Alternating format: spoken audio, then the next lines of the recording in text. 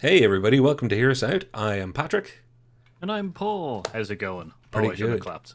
You can always. We used to start all our videos, unbeknownst to people, with claps. The out timing claps. I think it may have even made it into our YouTube page little joke trailer for ourselves, because we used to do our one, then we'd say two, and we'd try and synchronizedly clap. Unfortunately, live streaming does not allow the synchronized clapping because there's a delay between us, and it's infuriating. Yeah, it is. We have to be nice to each other in a kind of like in a weird comparison way. We're very nice to each other, kind of letting each other give it time, but like it's one of those things where you could just it's that whole like you know what, you go Exactly. yeah. And in fact, I am going to turn up my lights. Folks, I'm very excited. I'm very excited about what we're about to talk about. I'm always excited. I'm an excitable fella. But one of the reasons I'm excited is because I'm going to talk about what I think might be, on paper, the ultimate franchise. And it's not my favorite franchise. I love that when we're doing something where we're talking about it and there's an internal dissonance with me going, I don't know why I have to say so many nice things about something that I want to tear apart. But in this case, Paul, Jurassic Park makes one hell of a case for being the almighty four-quadrant, everybody, it makes money from everybody franchise. Yeah, it's an interesting kind of franchise because if you were to say what is the top like four franchises currently, I don't know, though the film coming out this weekend may change your vote right now. Well, I'll tell you what. Let's get straight up there showing just how much money we're talking about here. And remember, Jurassic Park is showing at what it made in its opening weekend here on screen. All of these movies consider inflation over time. So if you adjust one way or another, these things are making money after money after money. Even if the quality of the movies is maybe not as good as the previous, let's say. I think it's a downward trend in quality myself, Paul. Don't know how you feel about that. But it's definitely an upward trend. They're billion-dollar movies now. Yeah, I think the content has changed in the sense of what it used to be. As in, Jurassic Park was very much a fantastic movie about the majesticness of dinosaurs, but then the danger that they can also, the inherent danger of introducing a predator that's way bigger than we are. Yeah. Which is, but as the movies have gone on, they've steadily become more attuned to what current day audiences are more kind of looking for, which is a lot more action packed kind of elements. Like Jurassic Park 1 was more kind of an adventure. The Jurassic World and a couple of other ones are more action films. And I know it's early in the stream, but I want to call out a comment because it is very apropos of what we're going to be saying during this. And that is, Pop Culture just said, I enjoy all of them. Not all great, but all are fun for what they are. And that's the thing. This is all about fun for what they are. So, Paul, I'm going to throw up the all-time top 15 box office. Mm-hmm. Now, this is not adjusted. If it was adjusted, there would be even more Jurassic Park films, including Jurassic Park, the original, in this. But this is in the modern money. And you can see Avatar sits atop its throne, itself and Endgame having that little fight that we covered a few years ago, who would top the all-time box office list with re-releases and reprints and trying to outdo each other just so they could take money off us poor schleps. But look through that list. You've got a couple of James Camerons in the top three. They're not franchises yet. You've got a whole load of Marvel. You got Star Wars's. You have things like The Lion King. You have your Fast and Furious franchise entries, and there's a few of them in the list. There's a couple of billion-dollar movies in that franchise, and then Harry Potter. It's not as financially successful, but you have to admit that Harry Potter is one of the big franchises as well, particularly with the number of movies it's had. So, Paul, before we talk Jurassic Park, will we talk about the others? And let's get James Cameron off the list. Avatar and Titanic. Titanic's not going to be a franchise, and it would be a terrible one if they tried. yeah, I think Raising the Titanic, which is a B movie that came out, is not in any way going to be made canon of the Titanic series of movies. And Avatar is growing into a franchise, but yet. Not yet, and it remains to be seen how it'll do over time. But Paul, just future episode note, maybe we should see if we could get a 5-film franchise out of Titanic, because I'd love to do that as a mental exercise. Because the sequel you might pull off, but what's film 3, 4, and 5 gonna be? Oh, gets weird. The rethinking. Yeah, you get it up in one, you put it down in the other. That sounded Yeah, wrong. but then you have to raise it up even higher. So like the Sky Titanic.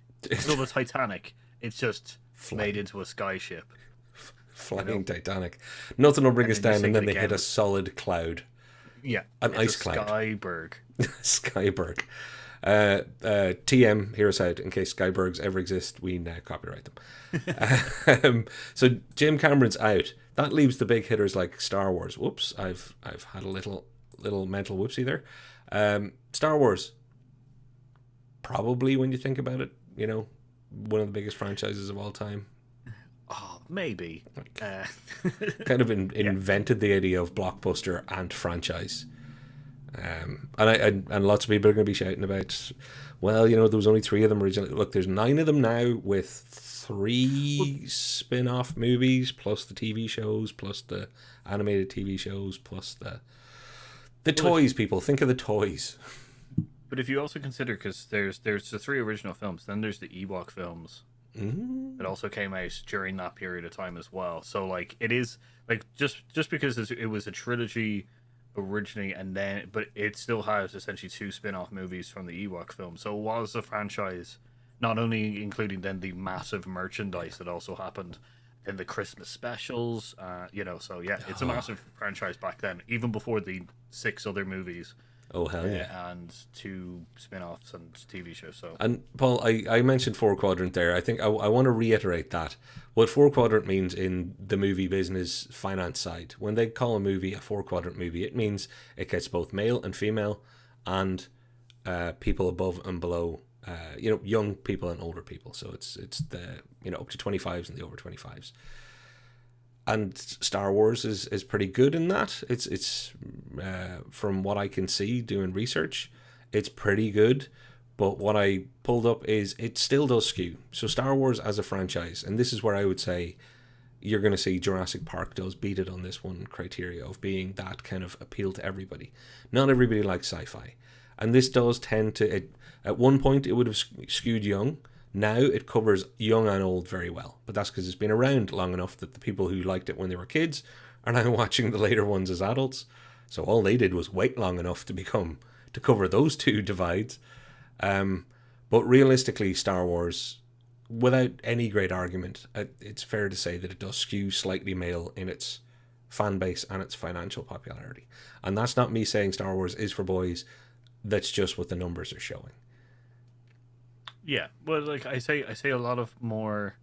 Once again, it's a generalization, but a lot of sci-fi's are more generally targeted towards, not in a kind of more. They're targeted more towards boys because it's just the way that sci-fi has gone further. Not saying that there isn't female, sci-fi fans out there. It's just that there's probably a lot more male fans. Can we take a little sideline on that? I know we're gonna get back on topic, but I'm gonna call one of my we're gonna start giving each other 2 like 60-second timeout cards to just go off topic a little.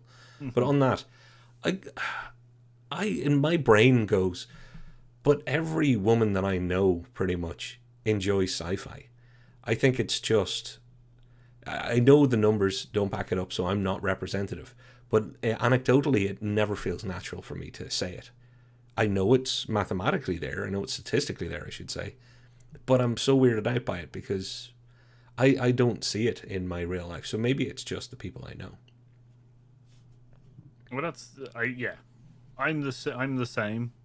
I like my friend base are very sci-fi orientated, but I know probably a lot more people in general actually that probably aren't fans, are not active fans of sci-fi. They're like, I'd watch a sci-fi fan, but I wouldn't engage in any of the community or anything Yeah. like that. I just, but it's just, yeah. I, Well, I yeah, guess that's a kind of bubble thing. that's an interesting distinction though, because yeah, you're right. When I think about it, there's a fan and then there's an active community fan. I don't know what the right way to put it is.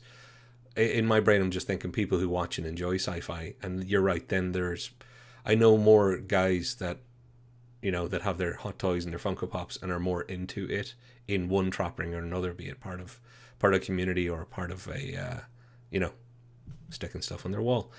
Yeah. I use myself as an example yet again this week. So okay, we can all agree pretty much Star Wars, as massive and as big a juggernaut as it is, it's not hitting all the demographics equally. Now, MCU, Paul, you'd think that would be a bit more like handy dandy. Not so much. Again, trying to find good representations of this. This is as good as I could get. It does skew male. Like we would have probably guessed that. Everybody would have guessed that. But I'm just surprised by how much. So this is a list of questions that people were asked, a poll that was taken, and the movie series or part of the MCU that comes closest is Guardians of the Galaxy, where there's a 5-point difference between men and women when it comes to interest in this. I don't know what this really tells me, other than is that just an extension of polls are never right, or is it reality? Also, I'd like to call out, particularly this month, no data out there is in any way any good at giving any representation to anybody who identifies outside of male and female, or any of the variations or complications when it comes to polling, and particularly historical poll data is really shitty for that. So we're stuck with what we have here. Yeah, it's very binary. Yeah. But I see. My thing with this is that with the comic book movies, you've got a strong comic book base of fans, which are also skewed towards the male demographic, and then there's the and then the new moviegoers, people who are kind of slowly getting into it, are probably also skewed towards more male kind of like demographic as well. So like you've essentially just got the meeting of two perfect storm fronts with that, which is just these are movies that are kind of more marketed towards which is male viewers again. Not that they once again, not that my current like bubble of friends and stuff like that in any way represents that, as once again No. there's a large female base here that also love Marvel and DC films, which is once again just kind of expanding on or reinforcing your comments. Yeah, and I can be fully aware I'm in bubbles sometimes, but if I ever want to be reminded, I just listen to somebody go, but girls don't like cars and they definitely don't like motorsport. And I'm like, well, yeah, they do. When I raced against a lady who beat me regularly, and I'm fairly sure she was into it. So, Nah. yeah, I am recognizing my bubble in a lot of these different things, but again, we'll take the stats for what they're worth. So that takes your Star Wars and your MCUs and your James Cameron by disqualification.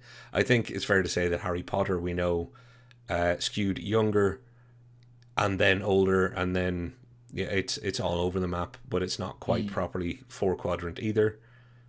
Yeah. This is where the quadrants are falling down. Where Jurassic Park seems to be overall for them. Star Wars fails and Marvel fail in the female kind of led one. Yeah, and Harry Potter, age wise, yeah. And it's weird because again, looking at any statistical data they had online for it, it paints no picture, if you know what I mean, and that's obviously because people were growing up with the franchise. So there were people who liked the books, then started watching the movies. There were people who saw the movies having never read the books. There were people going with their kids. All the rest of that, it's all over the place. But Paul, this gender breakdown of sci-fi fantasy kind of opening weekend, this is the year that Jurassic World came out. And the interesting thing here, or the thing that I found interesting to point out, is Jurassic World is the one that hits the middle when it comes to male-female viewers. So it's male in yellow, female in blue. You can see movies like Mockingjay Part 2, which was part of the Hunger Games franchise. Yeah. Insurgent, which was the start of that. Was that the first of the Insurgent, Resurgent, Unsurgent, Subplurgent? Divergent. Maybe that was the first one. Yeah. Divergent is the first one. Right. Yeah, see, this is why I'm so dumb sometimes. I just need them to put numbers after it. Like, I knew which Police Academy was Police Academy 3. Yeah. But it's kind of, it's cool in one way to look at this going, okay, a lot of this would back up common thinking. You know, Mad Max Fury Road, massively skewed male in its opening weekend. Referring to my previous car point. But also just people who would have been familiar with the original Mad Max. Like, it was, of a time, very much marketed towards guys. Like Mel Gibson in the Australian outback with a big Last of the Fire Interceptors and all that stuff. That was a terrible version of that accent. Pretty sure that guy was from New Zealand.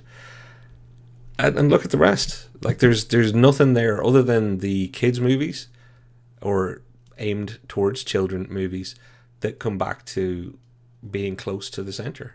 But Jurassic World sticks out like a thumb. Yeah, weirdly enough, I would say that Hot Tub Time Machine seems to be the next one skewed towards, or like, that's probably, it's a little bit on the cusp of just... It's weird. Yeah.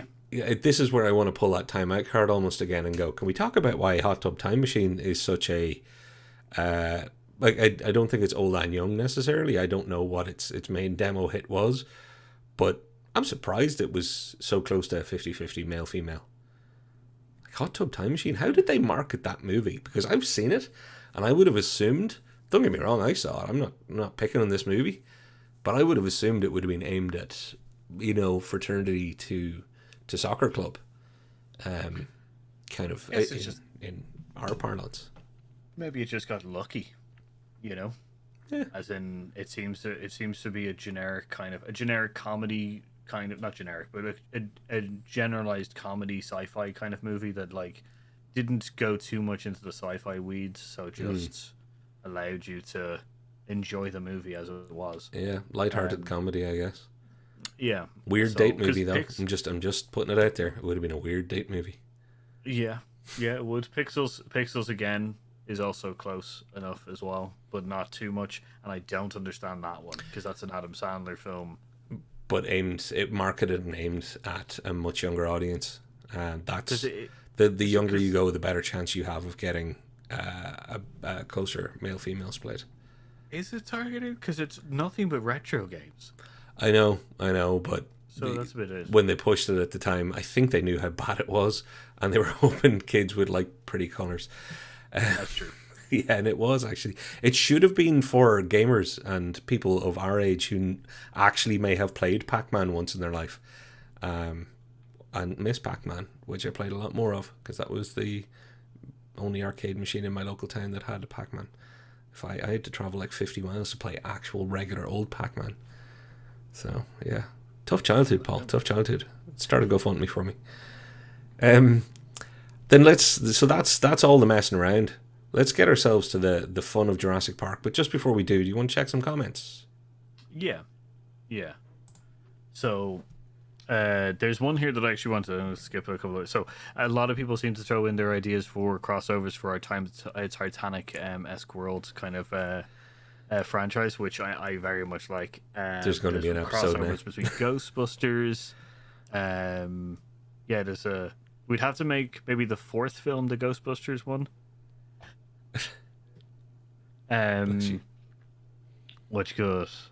I like the there's something here that Gavin Duffy said. Is there a graph like that for Captain Marvel? Be interesting to see how it compares.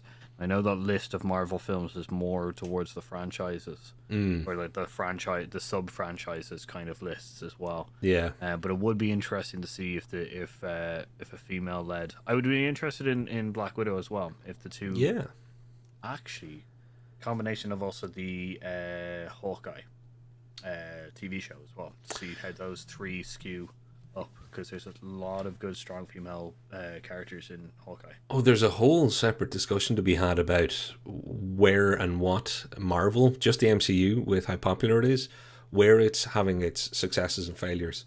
Because obviously and there's no point in sugarcoating or trying to avoid saying this. Black Panther was a massive hit with the African American community who weren't huge fans of Marvel. Like at the time, it was, there were many articles and numbers shown that people came out in droves, and that shows that representation matters in that case. So I wonder how Captain Marvel would, like you say, change that bias, the male-female bias. I wonder. Yeah, because I'd also then like to compare the Marvel and DC with Wonder Woman, the two movies that came out for Wonder Woman as well. Interesting. Just to see, just an interesting statistical kind of anomaly, or not anomaly, but a statistical kind of, I guess, exercise to see. It's an interesting thought. It's true. I'm gonna call out Pop Culture's comment of saying his wife became a fan of sci-fi through Battlestar, just because I wanted to say that somebody found Battlestar Galactica. For anybody else, if you haven't watched it, do. It'll get everybody, including Pop Culture's wife, into sci-fi because it's awesome. She's not against Doctor Who. She can't stand Doctor Who. Yeah, Doctor Who can be a bit polarizing, and I can understand that. Also, what era, or version of Doctor Who you get introduced to, I think makes a difference too. What else have we got, Paul? I'm researching the topic about Disney female leads in the 1950s. They always need a strong male lead to put on a poster so the boys would want to see it. Yeah, there's an interesting marketing kind of evolution of posters as well. We do a video on our favorite ones, but it's not essentially the evolution of them, because there's the Beauty and the Beast one.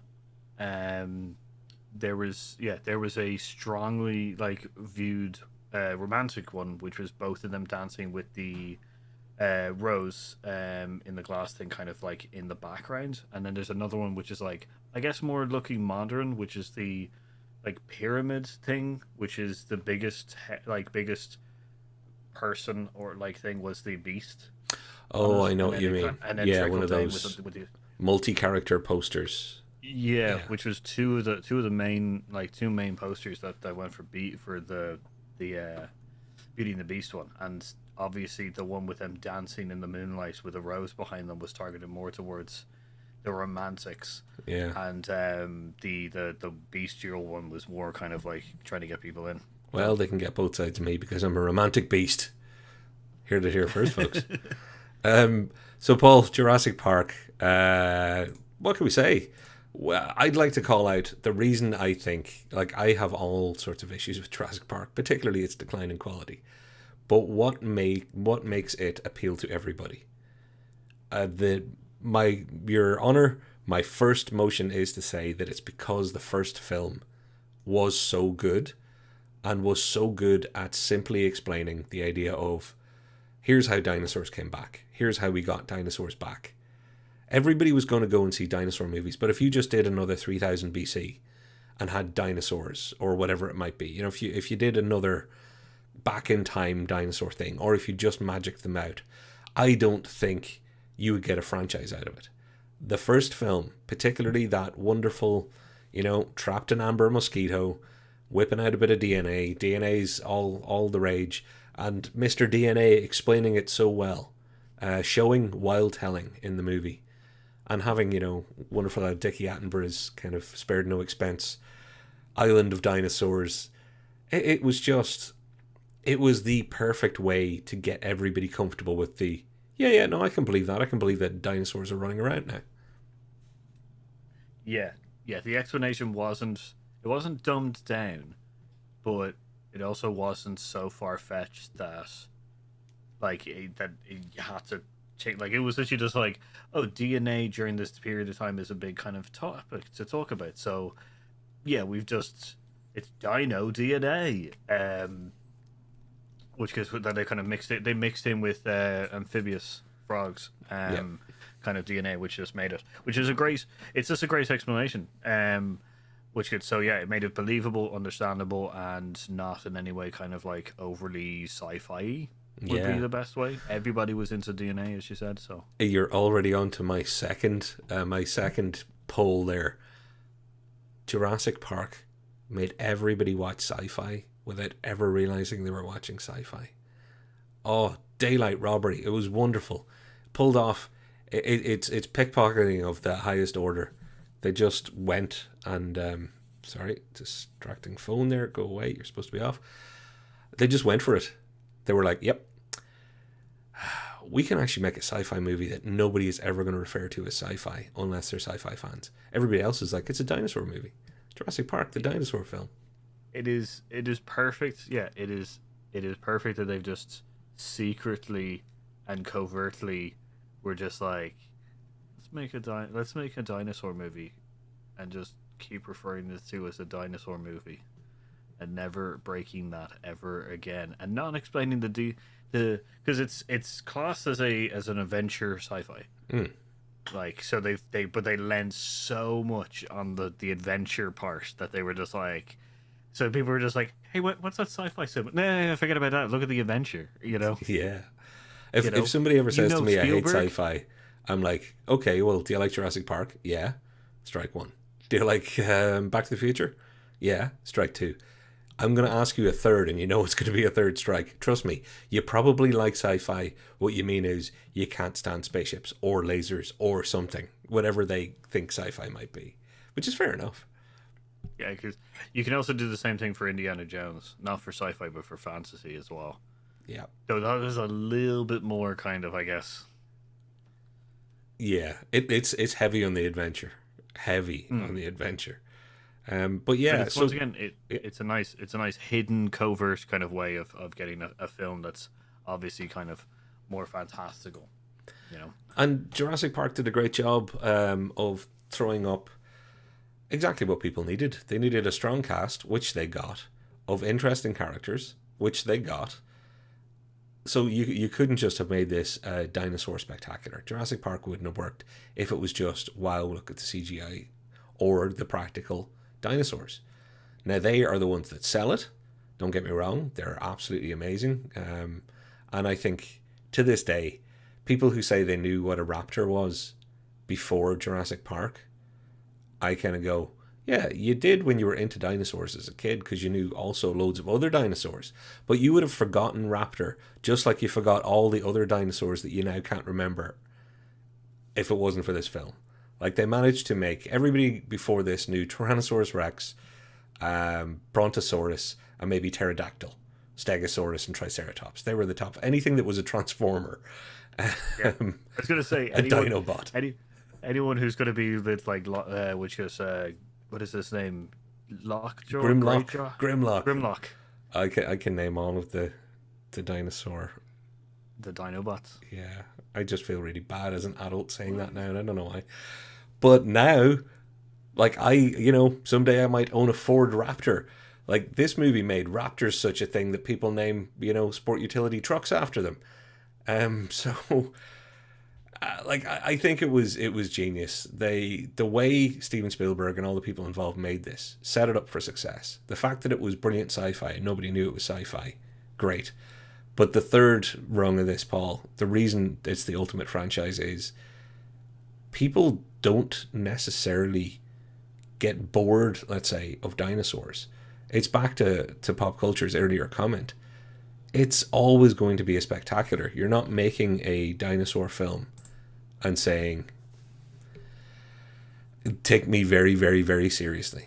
You can put in lots of serious and interesting stuff and a lot of high concept of, are we killing the planet? You can make everything allegorical. But even then, if somebody's just like, what'll we go and see? The one with the massive dinosaurs in it. And with the trend, even in the bad movies, of just making bigger and bigger dinosaurs, there was always going to be something to see. I wonder what the next biggest dinosaur will be. I think I don't know, but yeah, no, I agree. Like, yeah, the like the strong cast, which is also now returning in this one, in a new one as well, with the strong cast that's in the newer ones as well. It's just a fantastic move, which is, it brings it back down to the memories of what we had before, which is the storyline's also fairly simple. It's essentially snakes on a plane. That's how I Yeah, see I the Jurassic Park guess. movies. As in, it's always no one expects there to be dinosaurs in a place that there's dinosaurs. Like they're always just like there's not dinosaurs here, and then something breaks, and then there's dinosaurs there. That's my. But I really like the idea of snakes in a plane having a subplot of uh, should should mankind have the power to meddle with creation? Just because we can, should we? Put that in as a subtext somewhere in Snakes in a Plane. Rewrite that and keep Samuel L. Jackson, obviously. And I think that would be an Oscar-winning Snakes in a Plane movie because it'd be one hell of a bit of writing to get a subplot like that in there. It'd be yeah, cool. It'd like be so cool. you could also link it to the site to Jurassic Park for no reason and just be like the plane is flying to the island. Um, but yeah, so yeah, it's just a kind of it's a good like adventure romp film that doesn't deliver any kind of. They've given you the example of why there's dinosaurs. They've never really kind of like they've mentioned it a couple of times for specifically designing of the new dinosaurs, the bigger, badder ones, but they've never kind of reiterated going like, oh yeah, the reason that there's dinosaurs, by the way, just in case the audience are lost in any sense, is because we mess with a whole bunch of dino DNA with frogs. They've always just gone, how they're there, we're not gonna, like, unless it's specifically targeted towards we genetically modified monsters, dinosaurs. But yeah, so it's just an action adventure secret sci-fi, strong casted. For the majority of certain films, they used special effects really came into it as well, which made them believable. They had a sense of wonder a lot in them, as well as now the new ones have more of a sense of action and adventure kind of thing. So like it's all this round kind of thing that they don't like. Like Star Wars is an adventure movie in sci-fi, but they lean heavily on sci-fi settings, whereas this really just goes dinosaurs. Yeah, we'll get over that real quick, and then it's just what happens then. It doesn't constantly give you new, you know. That's my only thing with sci-fi franchises is they always build upon the world and give you something new. Like Star Yeah. Wars gives you the Death Star, then it gives you the Death Star 2, then it gives you Starkiller Base, Then it gives you like, metachlorians and loses you. yeah, Sorry. like kind of thing. It always builds on different sci-fi concepts and sci-fi mechanics and stuff like that. This just goes dinosaurs. Their dinosaurs are now not on the island; they're now in your home. Like it's just like, but we've explained the dinosaur part, so that's Yeah. why I think it's a little bit more acceptable and a little bit more kind of inclusive. And I'll be honest with you, like I have obviously alluded to the fact that I love Jurassic Park. There's one part of Jurassic Park that I think I mentioned once before that really annoyed me, and I'll never mention it again because half of the internet tried to kill me. But Jurassic Park, I love, and I think everything after that has been downward spiral. But does that matter? No, because if I'm thinking, will I watch the next MCU movie, MCU, Harry Potter, Star Wars, any of them, I'm thinking about the story. I'm thinking, do I want to invest my time in this? Is it going to disappoint me? Blah, blah, blah. If I'm thinking, am I going to watch the next Jurassic Park movie? I'm kind of going, do I feel like a dinosaur film? Because that's the only question that I ask myself now. The first one was the one that dealt with lofty concepts. Since then, they're milking away, and I think they can continue milking and reboot and rehash. I think you can get another 50 films out of the idea of Jurassic Park because it really is silliness. It's fine, whatever you want to put in it. You can either make a great one or a bad one, but you're going to get a lot of people just going, yeah, the dinosaur movie seems good. And that's how you make a lot of money off a lot of people of every age and gender, etc., etc., etc. Make it so that you can enjoy it even if you're not in the mood to concentrate on something. And if you are, and they make a good one, then you enjoy the hell out of it. Because I have enjoyed some parts of the sequels and then the Jurassic. I think Jurassic World was okay. I wasn't into Jurassic World Haunted House. That was a bit crap. Well, whatever its official name was, Jurassic Park Dungeon Auction Clone Oh, Girl the Kingdom Fallen Kingdom. Yeah, one. Yeah. Once I saw a moonlit sky and a dinosaur on a roof, I was like, any minute now that dinosaur is going to pose in front of the moon, isn't it? And then it did. And what do you think you are, a werewolf? Which goes, marketing I get whore. you. Like, it's interesting that they've turned themselves essentially into the they've essentially turned them into the Christmas movie of franchise movies, which isn't at Christmas. As in, you're always going to see a Jurassic Park film. That's just the way it's going to work. You're always like, it's just one of those film franchises that you're always going to watch. It's because, as you said, like as you say, it's become now an eventual thing rather than just like the for the goodness of the film franchise. You know, you're not. It's on. Like everybody goes to see or a lot of people go to see Star Wars because they're into the Star Wars kind of universe and stuff like that.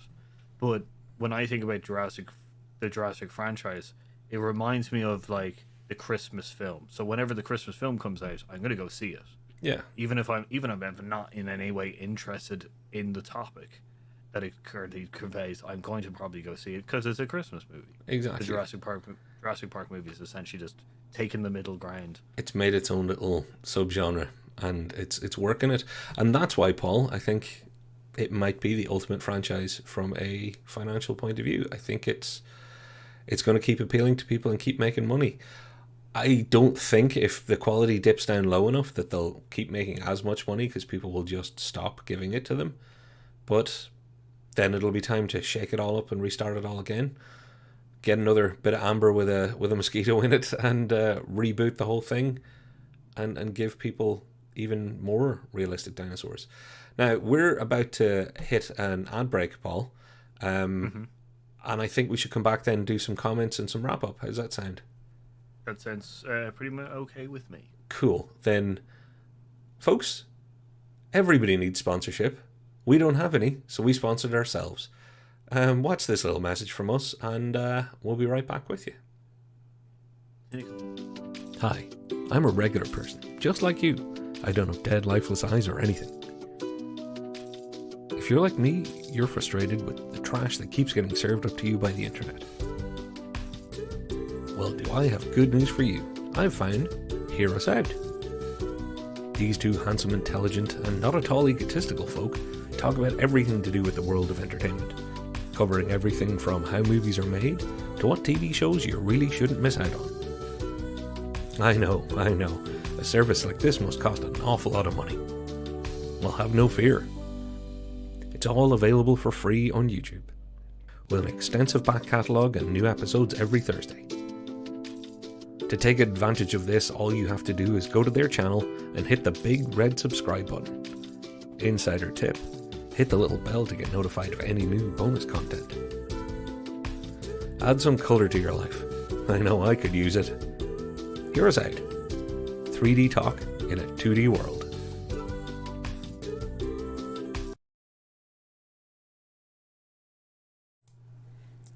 Oh, well, we should have probably put in some sort of Patreon or any of that stuff, but we don't do this for the money. We do this for the fun. And I hope you're all having fun, because what we're going to do now is have a lot of fun, probably going off in about 10 different directions based on your comments.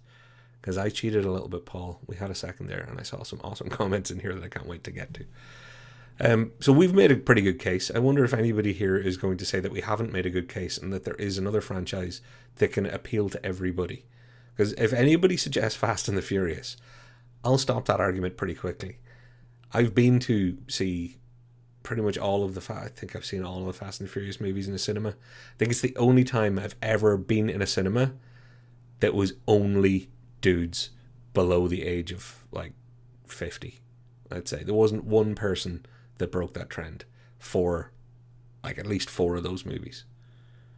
And I'm not saying that Dom and his family isn't important, because let's face it, it is all about, say it together, folks, family.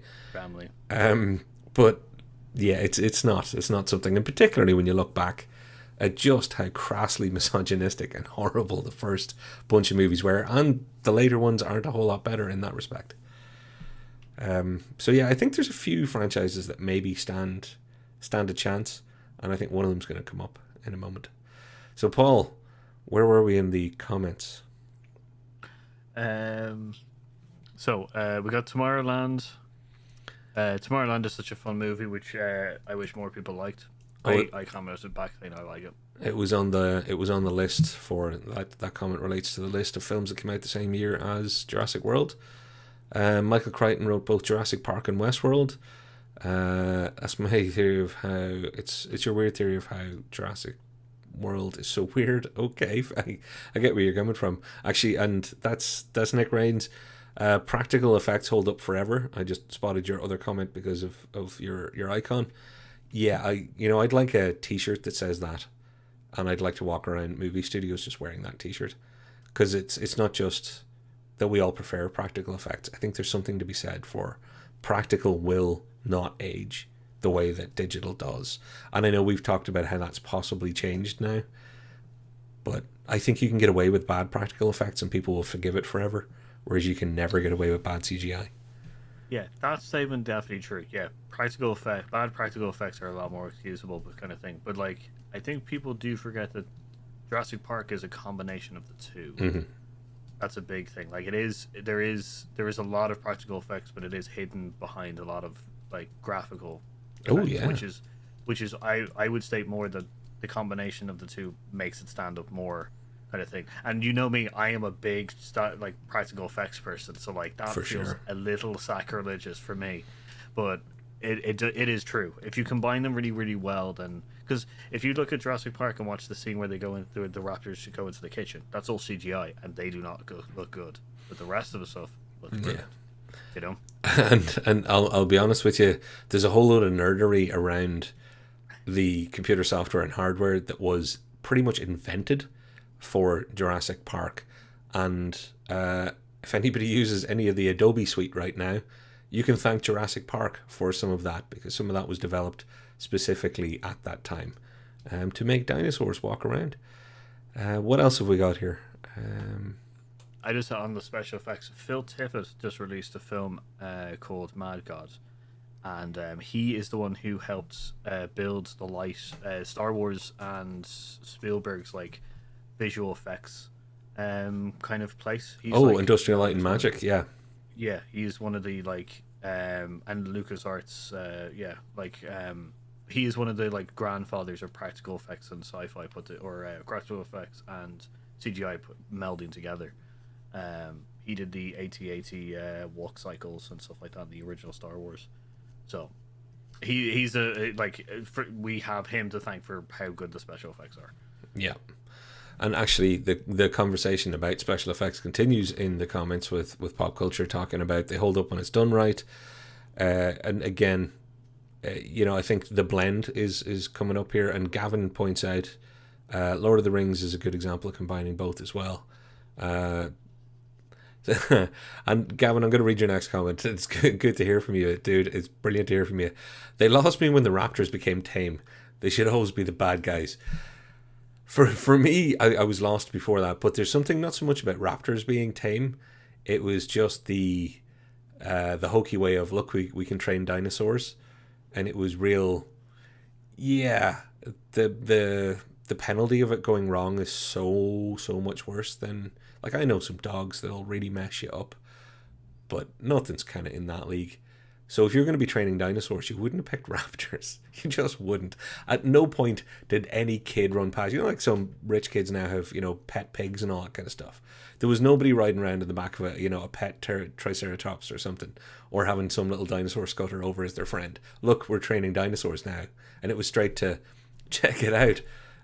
Star-Lord's in there with 3 raptors clicking and whistling, and they're just being cool with him. Like, yeah, nah, just nah. No, it's a weird one. Fair. Which is yeah. Then we're gonna go into the weeds a little bit with no one notices the T-Rex getting into the main building near the end. How did it get there? Is there a T-Rex sized door?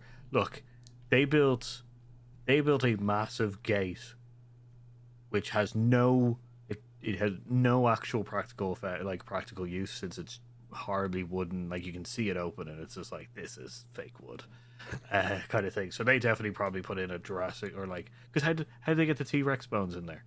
They put them all in one. Mm-hmm. No, they built it and moved it in. There's no expense saved. No expense spared. No expense spared. Which Yeah, is I got to say though, and how did no one hear it? You just made me think of something. The dinosaur footsteps. One of my favorite things that I didn't mention about Jurassic Park is in all of the history of cinema, one of my favorite mechanisms that was employed in its best way ever was sound and visual when you had footsteps and that glass with ripples. I don't think that it gets enough credit. You know, people talk about the greatest moments in cinema history. I think Jurassic Park has one of them, and you can't see the dinosaur. It's just a glass of water, and it's phenomenal.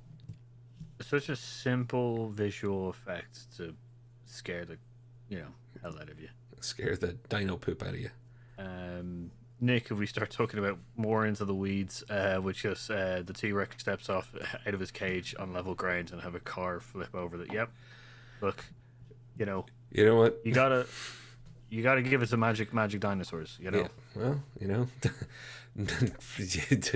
they brought back dinosaurs. All right, we're not supposed to question them more than that.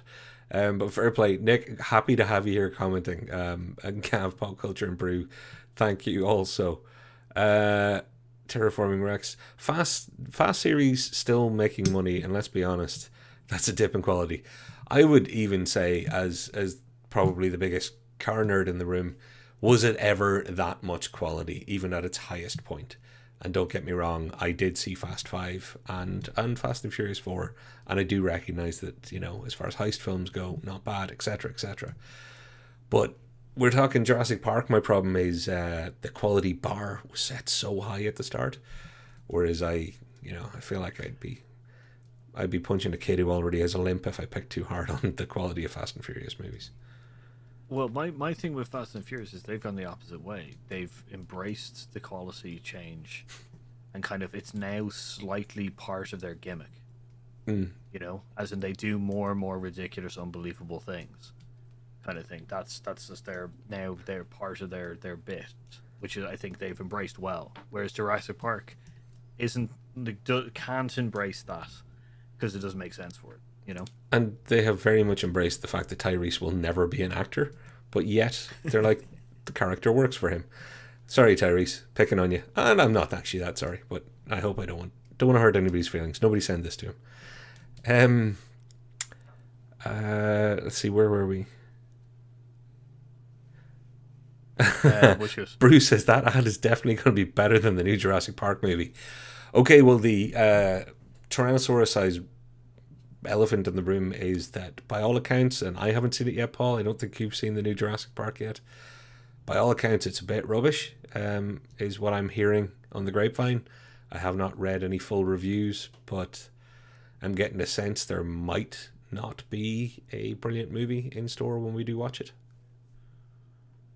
Because they did this before and it didn't go well, and it seems like they're essentially doing this again.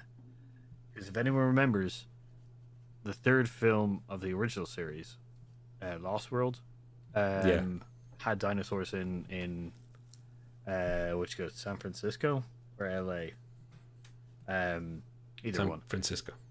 Yeah, and now they're just doing it again. Now they've just had dinosaurs as you said, the haunted house has essentially released the dinosaurs onto an unexpected middle America. So. Yeah. Which will somehow made it to one major city just because they need to blow up a monument or destroy a monument. Well, if Independence Day has taught us nothing, Paul, it has taught us that. If you want to make your billion, blow up something everybody recognizes. Nick Rains, I'm going to give you this Fast 33. Let's steal the Tesla that Elon left in orbit. I have a funny feeling that if they did keep making Fast movies, the last one wouldn't be the only one they went to space in. Because they have yet to do deep underground, underwater Jacques Cousteau Fast and Furious. That would probably happen first, but after that, back to space. Here's one for you, Paul, because you mentioned it. Indiana Jones seems to bring in a large group of people. It certainly does. It certainly does. I'm interested to see what's going to happen out of the next movie. I don't know if it has the length or legs that the dinosaur movies do. Because let's face it, it's Harrison Ford or nothing. Yeah, I think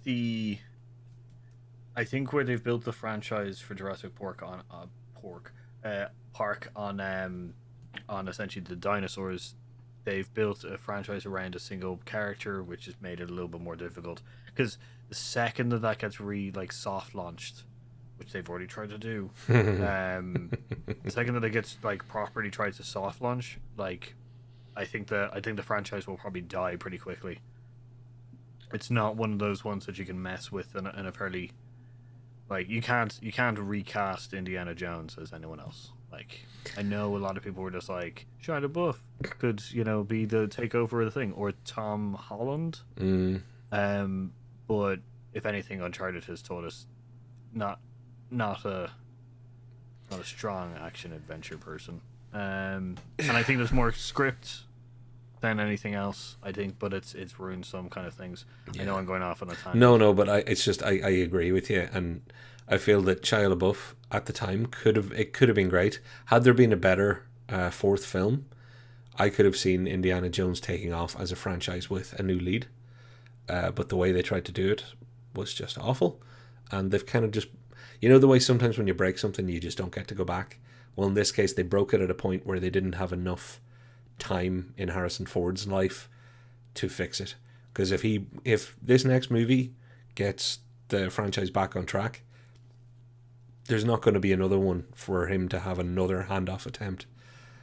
So it's full reboot territory, I guess. If they do it, they can do it. I hope they don't. Yeah. Which goes, yeah. Chris is a robot, and raptors are robots. Only humans in Jurassic World are the kids because it's Jurassic World, and okay. I see. I see. You know what? Well, we say this regularly. The kind of the red string on and the cork board. I see where you're going, and they could. Someday we are going to take every major blockbuster and every major Hollywood film and link them all in one massive universe, because it's very, very possible. Yeah. FNF1 is a copy of Point Break. Just replace. Oh, also, Nick, you say if we made t-shirts with our logo on the back, you'd buy two.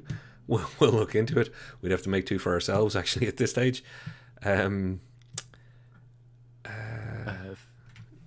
for it. Point Break. I don't think that's a. Yeah, I think that's a fairly Fast and Furious one. I think Point Break is a fairly topical or tropey kind of. Yeah.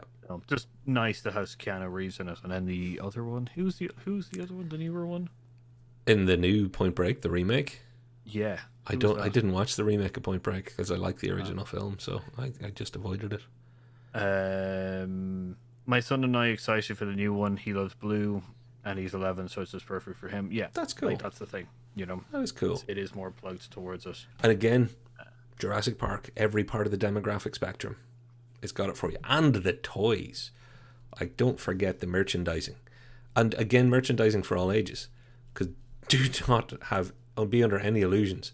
If I won the lottery tomorrow and was just, after I gave as much of it as I could to charity and started buying vehicles, I would have an Explorer Jurassic Park. I'd have the Jeep. I'd even have the Mercedes ML from the bad Jurassic Park where they went back to the island with... God, I can't even remember which main cast. I think it was Jeff Bridges for that one, wasn't it? Where they ended up bringing the dinosaur back to San Francisco. Was that was Jeff Goldblum. Jeff Goldblum. He's essentially the main one in the second one. That's where the San Francisco kind of thing happens, and then I think it's the third one, which goes Sam Neill returns back. Oh, you should check. I want to read this one, Paul. You should check the podcast It Takes Two. Self-plug, sorry. There you go. No, there is no harm in it at all. Plug away, folks. And I don't think It Takes Two needs to self-plug on this, because check the description down below for linkage, and we recommend you regularly. And I still can recommend you highly right now. Check out the great commentary for that. What else have we got, Paul? Because then we better head towards wrap. Yeah, I've seen Uncharted. Tom Holland just plays Peter Parker without spider sense. Plus, the film is a good 10 years too late. I don't agree on the... If you're saying that the reason that it's 10 years too late is because Nathan Fillion couldn't play which is Drake. Then I agree. got you there. That's very true. Um, I don't agree. This is the thing: is I don't agree that Tom Holland plays Peter Parker uh, without spider senses in Uncharted. I feel that he tries to play a young Nathan Drake, but it's just not working because, and I'm sorry to say, Mark Wahlberg's, which goes, oh my god, my brain has completely gone blank on the character. Sully. Sully has kind of is kind of a different character. So I think the combination there kind of didn't work. I think Tom Holland has ruined his adventure kind of criteria for Indiana Jones because of a bad script. I think is more what I'm saying, but I don't agree that he's Peter Parker in most of the films. Certainly not in Chaos Walking. Did you watch that? Yes. We should talk about that after, because I'm curious. I still, I'm curious. Yeah, I had JP toys. I had Sam and Jeff and a Raptor. Yeah, like even Sega Mega Drive had and it ruined for me because you just read that comment. I read that comment wrong in my head that Nick had some Raptor toys and he'd called one of them Sam and one of them Jeff. Because now I understand Sam, Neil, and Jeff, and I was thinking, oh cool, you had Raptor toys and named them, and you're telling us their names. It was an endearing moment, and now I realise, oh no, it's my reading skills that let me down. Pop culture, my friend has a Jurassic Park car. It's his everyday driver. I'll send you a picture. Please do, and also a high five for your friend. I wonder, is it the Jeep or is it the Ford Explorer? Yeah, sorry, car nerd stuff. Almost snuck it, Paul. I promise. I know. I was more just like, I wonder which one it is. Actually, it's more than likely the Jeep. I would imagine. So. Not the Jeep. The Jeep, big Ford from the I think there's a few of the Jeeps running around. We've stood beside them both, Paul, because I found the car corner of the last Comic-Con that you and I were at, and there was one of each, which I have pictures of me looking around to see how good the replica work was, because I'm a real prick. Anyway, Paul, everybody's agreeing on Nathan Fillion, I think. Oh, Nathan Fillion and Sam Elliott for Uncharted. Yeah. And there's my thing, actually. I know we shouldn't be talking about Uncharted, but I didn't get to have my spoke in. My problem was the age difference between Mark Wahlberg and young Peter Parker himself, whose name has just escaped me, that we were just talking about. It wasn't big enough, and they were both trying to play the same character a little too much in different times in Uncharted. There wasn't a good divide between the two characters and what their roles were, not like in the games, and not like in a usually good movie script, where you don't really want to have two main characters who are just interchangeably kind of playing each other. So there's my Paul. I think we just accidentally did a very short review of Uncharted. Yeah. What we both think of it. Yeah. Well, I think we did with a slight franchise review of certain ones as well. But yeah, which is So okay. I think we're agreed that Jurassic Park is essentially one of the great franchises because it hits it hits all of the quadrants right dead center kind of thing. Whereas a lot of the other franchises skew in other places, which is just the way that things go. But I would like in the comments down below, which is to give maybe your suggestions of some franchises that may come close to the Jurassic Park mantle. And if you do go see the new film this weekend, do let us know what you think about it, which is on our socials, which are, I think, below me. Yes. Boop-a-doo. Below you. Kind of thing, and of course, like, share, ring that notification bell. We are trying to get to 500 this year, so we can open that community tab in our thing and start chatting even more to you guys. Yep. So, all right. Well, Paul, you've done the hard part. So you did all the YouTube bag, as I call it. We've already plugged It Takes Two. We're not doing it again, so I'll do a quick plug for you, Paul. Everybody should have one. There you go. Quick plug for Paul.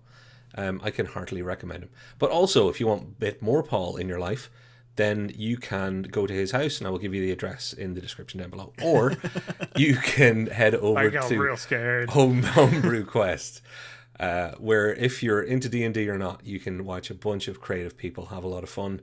And Paul is going to subtly sneak into their next episode some reference to Jurassic Park. So, Paul, under the radar. I will. Yeah, and look, all our friends out there, thank you very much for all your help and all the wonderful comments and all your support of us. Pop Culture, when you get your next podcast off the ground, you gotta let us know. I'm calling you out in front of the world now because we want to hear it. We definitely want to hear from you. I don't like the Jurassic Park franchise. I only like Jurassic Park 1, but this video still stands because I think they can keep making money off dinosaurs for many, many periods to come, Cretaceous or otherwise. It won't go extinct. And on that note, oh God, I've been Patrick. I'm sorry, and I'm Paul. And we've been Here Us Out, and we'll see you next time.